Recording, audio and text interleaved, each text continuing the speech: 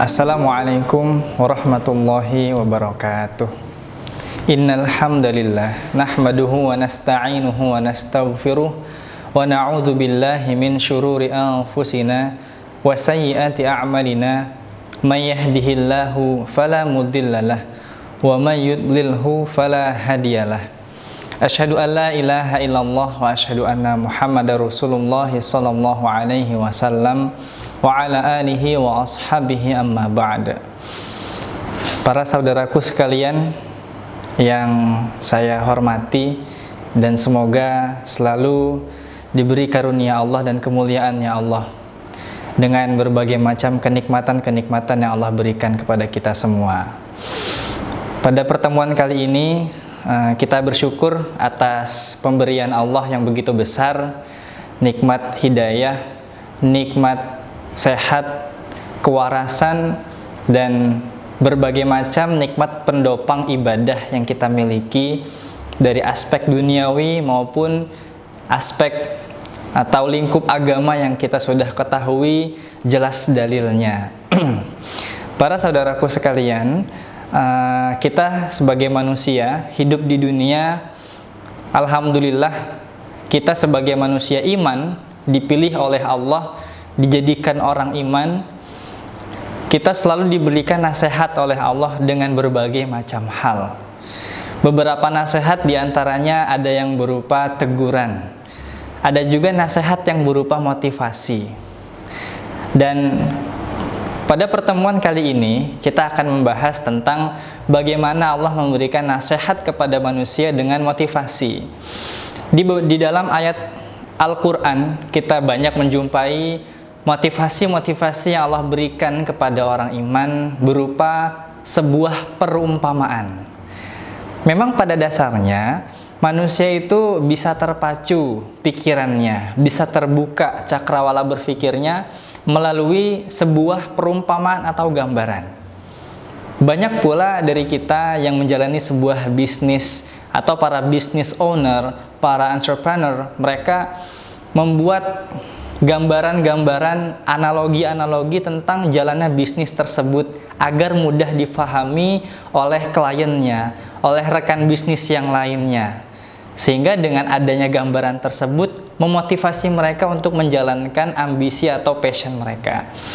Dalam hal ini sudah didahului oleh firman Allah dan juga sabda-sabda Rasulullah SAW yang memberi kita motivasi melalui beberapa perumpamaan. Maka kalau kita lihat sebaik-baiknya perumpamaan itu adalah perumpamaan yang Allah gambarkan di Al-Quran dan juga hadis-hadis yang sudah Rasulullah sabdakan kepada kita. Laqad kana fi Rasulillahi uswatun hasanah. Kalau kita lihat dalilnya bahwa niscaya sungguh Allah menjadikan Rasulullah SAW sebagai panutan atau suri tauladan yang baik, sebagai barometer karakter baiknya akhlak manusia. Karakter baiknya manusia di bumi itu adalah Nabi Muhammad. Kali ini kita akan membahas hal yang menarik tentang bagaimana kita memiliki sebuah panutan atau memiliki seorang panutan dan efek dari mempunyai panutan itu apa. Terkhusus dalam lingkup agama yang kita anut, yaitu agama Islam sebagai orang iman. Kalau kita masuk ke pembahasan hadis yang diriwayatkan oleh Imam Abu Dawud, yang mana di situ dijelaskan ani Nabi sallallahu alaihi wasallam, Nabi bersabda, "Idza ahabbar rajul akhahu falyukhbirhu annahu yuhibbuhu." Jadi ketika ada seseorang yang mencintai orang lain karena Allah, maka dia perlu memberi info kepada rajul yang lain yang dia cintai bahwa dia mencintai rajul tersebut karena Allah. Kita lihat di sini dalam mencintai seseorang ada sebuah pengakuan yang harus kita utarakan, yang mana Nabi ajarkan di sini dalam lingkup cinta karena Allah. Makanya kenapa kita lihat kefadolan dari orang yang memiliki cinta satu sama lain karena Allah, dia termasuk salah satu dari 7 golongan yang di hari kiamat nanti Allah beri naungan, yaitu rajulani tahabbani fillah, rajulani tahabbani fillah, yang mana ada 2 orang laki-laki yang selama hidupnya dia saling mencintai dalam urusan Allah, yaitu dia melihat rojul yang lain, temannya yang sesama iman itu banyak ibadahnya, dia merasa termotivasi. Akhirnya dia jadikan rojul tersebut sebagai barometer ibadahnya dia yang baik. Atau dia saling menasehati karena mempunyai rasa kasih sayang dalam agama Islam, menjaga kerukunan. Nah, itu adalah bentuk cinta kita kepada seorang hamba yang lain. Di hadis tersebut disebutkan bahwa kita perlu mengutarakannya. Karena memang dengan mengutarakan tersebut kita akan mendapat efek-efek baik gitu. Kita bahas efek baik apa ketika kita bisa mengutarakan rasa cinta kita, bahkan kita menirukan orang yang kita cintai. Kita lihat di hadis selanjutnya dibahas bahwa saat itu ada seorang sahabat, yaitu Abi Dzar. Dia bertanya kepada Rasulullah SAW tentang perkara dia cinta pada suatu kaum. Yaitu dia bertanya, "Ya Rasulullah, ar-rajulu yuhibbul qaum." Jadi ada seseorang laki-laki yang mencintai suatu kaum, yaitu seseorang di dalam kaum tersebut. Lalu wala yastati'una ay ya'mala ka'amalihim. Namun rajul ini gak mampu beramal sebagus amalannya kaum tersebut. Akhirnya dia bertanya apakah layak dikatakan sebagai golongan kaum itu.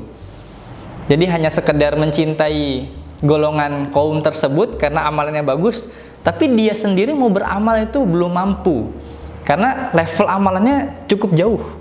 Mungkin kalau di gambaran di kita ada sebagian dari kita yang mencintai golongan sahabat zaman dahulu, yang mana sahabat sholat malamnya itu bisa berjam-jam, namun kita sholat malam 5 menit saja sudah ngantuk karena mungkin banyaknya kerjaan yang kita alami di dunia. Namun kita ada usaha. Nah, praktek itu hukumnya seperti apa? Ternyata menariknya Rasulullah SAW justru menjawab, "Anta ya Abu Dzar ma'aman ahbabta." Engkau wahai Abu Dzar akan bersama orang yang kamu cintai. Terus Abu Dzar bertanya lagi, "Fa ini uhibbullah wa rasulah." Gitu. Lah Nabi, kalau begitu saya cinta sama Allah dan juga Rasul. Apakah saya akan dihukumi akan bersama Nabi juga nanti di surga? Kalau misalkan ya, saya Abu Dzar ini mencintai pada Rasul dan Allah gitu, Allah dan Rasul, apakah saya akan dihukumi di hari kiamat nanti akan bersama dengan Rasul juga? Lalu Nabi menjawab, "Fa innaka ma'aman ahbabta." Gitu. Intinya kamu itu akan bersama orang yang kamu cintai. Gitu. Lalu Abi Dzar mengulangi pertanyaan itu 3 kali dan Nabi pun menjawab dengan pertanyaan yang sama. Abu Dzar mengulang pertanyaan tersebut 3 kali karena mengetahui dan senang sekali mendengar bahwa ternyata Nabi juga menerima rasa cintanya Abu Dzar dan kelak Abu Dzar akan bersama Nabi di surga, walaupun nanti amalannya Abu Dzar ini tidak bisa menyamai amalannya Nabi. Jadi kita lihat para saudaraku sekalian bahwa seorang mukmin ketika mempunyai panutan mukmin lain, atau mungkin kita ambil yang paling tinggi itu Nabi lah ya. Itu bila dia memiliki panutan seperti itu, maka kelak di akhirat dia akan bersama dengan Nabi derajatnya, atau bersama dengan orang-orang soleh yang menjadi panutannya derajatnya di surga. Bayangkan, walaupun kita tidak mampu beramal seperti mereka. Namun yang perlu kita fahami di hadis ini adalah cinta kita kepada Rasulullah SAW yang bertujuan untuk kelak kita berharap derajatnya sama di surga, itu dibuktikan dengan amalan. Makanya kalau kita sambungkan dengan hadis-hadis Nabi yang lain, Nabi bilang, "Man ahya sunnati faqad ahabbani wa man ahabbani fakana ma'i fil jannah. Barang siapa yang dia menghidupkan sunnahku Nabi, amalan dia sesuai sunnah, dia banyak mengkaji sunnah-sunnah Rasulullah SAW.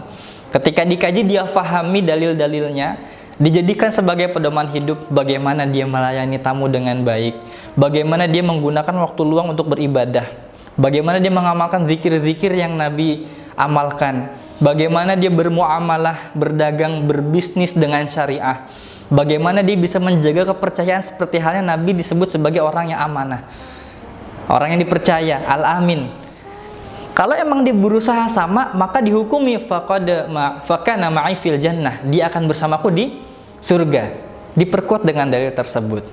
Berarti kalau kita punya seorang panutan, ambillah yang lebih tinggi, ini adalah Nabi Rasulullah SAW, adalah panutan kita.